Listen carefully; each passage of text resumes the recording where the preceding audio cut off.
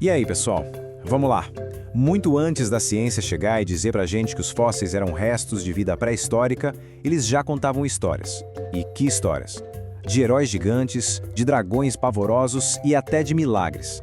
Era o jeito que a humanidade encontrou para tentar ler o grande livro de pedra do nosso planeta. Então, a grande pergunta é essa, né? Antes da gente saber o que eram de verdade, que narrativas nossos ancestrais criaram para explicar esses ossos e conchas que apareciam do nada presos na rocha, a resposta, olha, revela muito sobre eles e sobre os próprios fósseis também. A nossa relação com fósseis é uma coisa antiga, mas antiga mesmo. A gente está falando de uma época em que eles não ficavam em museus de jeito nenhum. Eram objetos do dia a dia, sabe? Carregados de poder e de um significado todo especial. Então, bora voltar lá pro comecinho de tudo. Mais de 100 mil anos. Pensa só. O exemplo mais antigo que a gente tem vem da cultura achuleense. É um raspador, uma ferramenta mesmo, feita com a casca fossilizada de um ouriço do mar. E o mais legal é que quem fez a ferramenta tomou um cuidado danado para deixar o desenho de estrela de 5 pontas bem no centro perfeito e intacto. Será que foi de propósito? Uma admiração por aquele formato diferente e simétrico? A gente nunca vai saber ao certo, mas isso já mostra um interesse que ia muito além do lado prático da coisa. Para o pessoal do Paleolítico, um fóssil era multifuncional.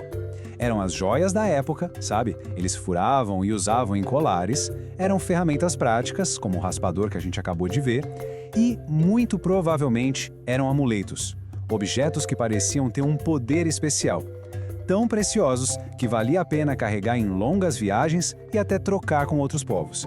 E é aqui que a história fica mais interessante ainda, porque esses fósseis, eles viajavam. Nas grutas de Grimaldi, na França, acharam conchas que vieram de mais de 1000 quilômetros de distância. Em Lascaux, encontraram um caramujo que veio lá do mar da Irlanda. E o mais impressionante de todos, em Arce-sur-Cure, um trilobita furadinho para virar pingente viajou mais de 2000 quilômetros, desde a Alemanha.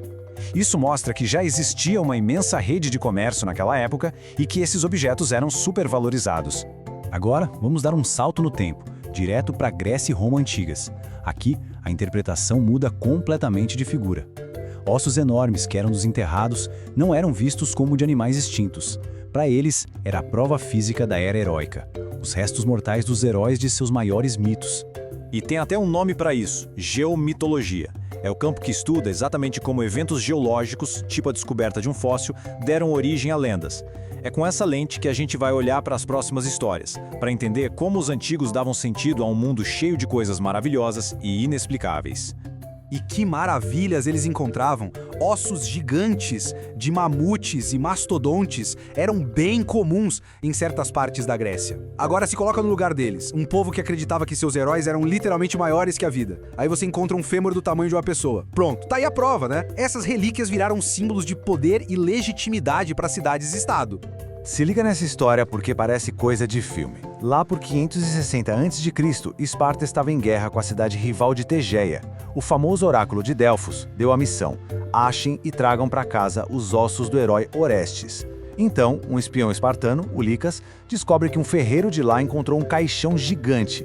O Licas se infiltra, desenterra os ossos na moita e contrabandeia de volta para Esparta. Ao anunciar que tinham recuperado os restos do herói fundador, os espartanos criaram uma obra-prima de propaganda. A moral de Tegeia foi para o chão e Esparta ganhou a guerra praticamente sem precisar lutar mais.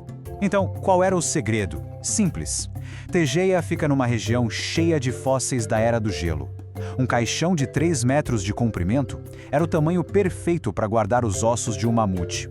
Os espartanos, com sua genialidade política, simplesmente transformaram um achado paleontológico numa poderosa arma de guerra psicológica. Mas nem todo mundo via heróis nesses ossos. Em outros lugares do mundo, em outras épocas, os mesmos tipos de fósseis deram origem a criaturas bem diferentes. Dragões, monstros e serpentes demoníacas, que precisavam ser derrotadas por santos e heróis, claro. É fascinante ver como culturas diferentes interpretaram fósseis parecidos. Na China, os ossos de dragão eram sagrados. Eles eram moídos e usados como remédios poderosos porque acreditava-se que continham a essência dos dragões, que eram guardiões divinos. Já na Europa, a narrativa era o oposto. Fósseis eram a prova de que o caos, um dragão, tinha existido e tinha sido derrotado, simbolizando a vitória do bem sobre o mal. E tem um exemplo espetacular disso. Em 1335, um crânio enorme foi encontrado perto de Klagenfurt, na Áustria. Foi identificado na hora, claro, como o crânio de um dragão. Mais de 250 anos depois, quando a cidade decidiu fazer um monumento, qual modelo eles usaram? Aquele mesmo crânio. Hoje, a gente sabe que era de um rinoceronte lanudo da Era do Gelo, mas a estátua do dragão, o Lindmurm, ainda é o símbolo da cidade. Agora, vamos para os penhascos ventosos da Inglaterra, na Abadia de Whitby. Lá, os fósseis encontrados na praia não inspiraram histórias de monstros, mas sim de um milagre divino, criando uma lenda que dura até hoje. A lenda conta que, lá pelo século VII, a terra ao redor da abadia era cheia de cobras. A abadesa, Santa Hilda, com suas orações, transformou todas as serpentes em pedra. A história explicava perfeitamente por que a praia estava cheia de pedras serpente, que na verdade são amonitas, fósseis de moluscos com milhões de anos. A lenda é tão forte que a ciência até homenageou a santa, nomeando um gênero de amonita local de Hildoceras. E essa união de fósseis e fé não se limita à Inglaterra. Em Portugal, no Cabo Espichel, outra lenda sagrada nasceu de fósseis. Uma série de pegadas enormes na rocha não eram rastros de dinossauros, mas sim as pegadas da mula que carregou Nossa Senhora e o menino Jesus. Construíram até uma capela lá para honrar o milagre, tornando o divino uma parte da paisagem local. Além de inspirar mitos e lendas, os fósseis também eram a base de uma imensa farmácia popular. Por milhares de anos, eles foram coletados, moídos e ingeridos como remédio para uma infinidade de doenças. O mais interessante aqui é como o formato do fóssil muitas vezes ditava para que ele servia. Fósseis do bivalve Gryphaea, que são curvos como uma unha com artrite, eram usados para quê? Dor nas juntas. Equinoides fósseis, que parecem ovinhos, eram chamados de ovos de giz, e seu pó era usado como antiácido.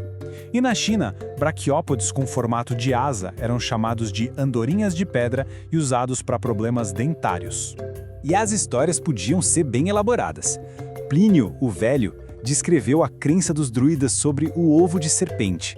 Eles acreditavam que no verão, um monte de cobras se juntava e criava uma bola mágica. Se alguém conseguisse roubar a bola, ela virava um amuleto poderoso contra venenos. E o que era esse tal ovo de serpente? Um ouriço do mar fóssil. Essa prática não se limitava ao Velho Mundo, não. Na América do Norte, o povo Pavante-Uti, de Utah, coletava trilobitas. O mais incrível é que eles pareciam saber o que eram, chamando-os de pequeno inseto aquático na pedra. Eles usavam como amuletos de proteção, acreditando que poderiam protegê-los de doenças e até das balas dos colonizadores.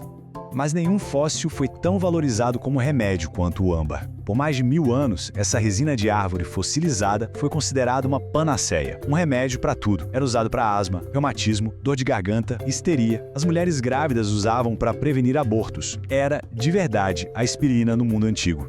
Então, quando a gente olha para trás, o que todas essas histórias nos dizem? Elas mostram que os fósseis sempre tiveram um duplo significado para a humanidade. E este é o ponto principal. Cada fóssil é um portal para dois mundos.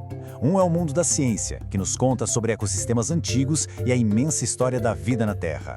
O outro é o mundo da cultura humana, que nos conta como as pessoas, sem o nosso conhecimento de hoje, usaram a imaginação, a lógica e a fé para dar sentido àquelas formas estranhas e maravilhosas que encontravam debaixo dos pés. Isso nos leva a uma reflexão final. Estudando essas interpretações, a gente vê como nossos ancestrais construíram suas realidades a partir das evidências que tinham. E isso faz a gente pensar, quais fósseis da nossa própria era, nossas tecnologias, nossa arte, nossos dados, vão ser desenterrados no futuro? E que histórias, talvez míticas para nós, eles vão contar sobre quem a gente era? Fica aí a reflexão.